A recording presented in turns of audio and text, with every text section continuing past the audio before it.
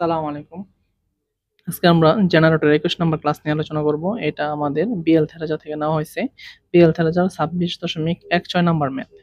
এটা যারা ডুয়েট অ্যাডমিশনের জন্য, ট্রিপল ইর জন্য অ্যাডমিশনে আছেন, আর যারা ইলেকট্রিক্যালের জব প্রিপারেশন, ইলেকট্রনিক্সের জব প্রিপারেশন আছেন তাদের জন্য ইনশাআল্লাহ এই ম্যাথগুলা লাগবে।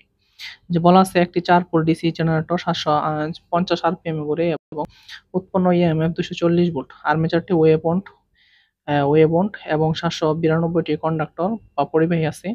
যদি মোট ফ্লাক্স প্রতি পোলের জন্য 0.0145 ওয়েবার হয় তাহলে লিকেজ কোএফিসিয়েন্ট কত?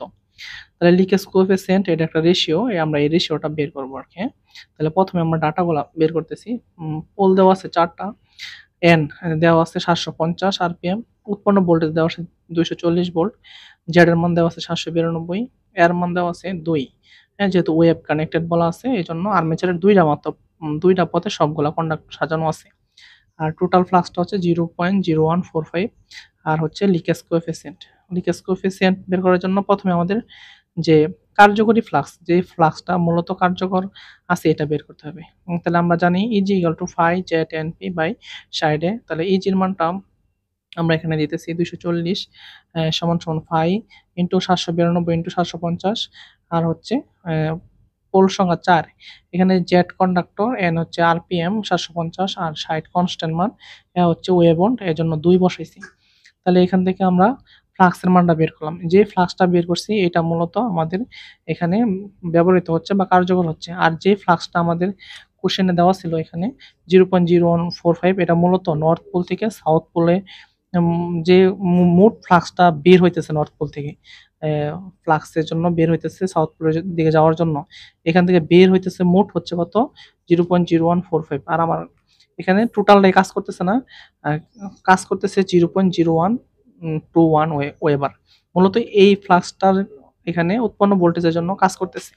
তাহলে আমার কি পরিমাণ ফ্লাক্স আ কাজ করতেছে টোটালের মাঝখানে এটা একটা রেশিও এটা আরকি। এখানে আমি লিখছি working flux per pole phi হচ্ছে 0.0121। তাহলে দেখেন টোটাল যেটা ছিল এটা থেকেও কিছু কম আছে যেটা কাজ করতেছে, হ্যাঁ? তাহলে এটা কি পরিমাণ কম আছে এটা দেখাইতেছে, দেখেন লিকেজ কোএফিসিয়েন্ট এটা হচ্ছে এটা আমরা ল্যামডা দ্বারা প্রকাশ করলাম। সমান কি? টোটাল ফ্লাক্স পার পোল আর হচ্ছে এটা মূলত নাম হচ্ছে এখানে লিকেজ কোএফিসিয়েন্ট রে এই চিহ্ন দ্বারা প্রকাশ করে আরকি, হ্যাঁ? যে টোটাল ফ্লাক্স পার পোল আর ওয়ার্কিং ফ্লাক্স পার পোল। টোটালটা যেটা দেওয়া ছিল কোশ্চেনে আর মূলত যেটা কাজ করতেছে এটা হচ্ছে ওয়ার্কিং ফ্লাক্স, হ্যাঁ? তাহলে আমি দেখেন যে 0.0145 আর ওয়ার্কিং ফ্লাক্সটা এখানে দিলাম। এটা রেশিওটা আসছে কত? 1.2। যদি টোটাল যত ফ্লাক্স বের হইছিল, যদি টোটাল ফ্লাক্সটা কাজ করতো তাহলে এখানে ওয়ার্কিং ফ্লাক্সের মানটা হইতো এই এই এই যে মানটা টোটাল ফ্লাক্স ছিল, যদি টোটাল ফ্লাক্সটাই কাজ করতো এখানে তাহলে ফাই এর মানটা আসতো কত? 0.0, এই যে এই মানটা 0.0145। এখানে আসতো 0.0145 মানে যেই পরিমাণ ফ্লাক্স পোল থেকে বাইর হইছে ওই পরিমাণে কার্যকর হইছে এবং কাজ করছে, তাহলে এটা এখানে আসতো। তখন এটা সমান হইলে তখন 1 আসতো। তার মানে যদি 1 পাইতেন, ঠিক আছে? তাহলে বুঝতেন যে পুরোপুরি ফ্লাক্সটা কাজ করতেছে। আর এটার মানটা যত কম হবে এই লিকেজ কোএফিসিয়েন্ট এর মানটা তত বেশি হবে। আর যত বেশি হবে এই মানটা তাহলে বুঝবেন যে এই ওয়ার্কিং ফ্লাক্স এর পরিমাণটা কম। মানে যত ফ্লাক্স বের হইতেছে তার চেয়ে কম ইউজ হইতেছে আরকি, হ্যাঁ? তার মানে এটা 1 হইলে আপনি বুঝতে পারবেন যে যত পুরোপুরি ফ্লাক্সের ব্যবহারটা এখানে হইতেছে।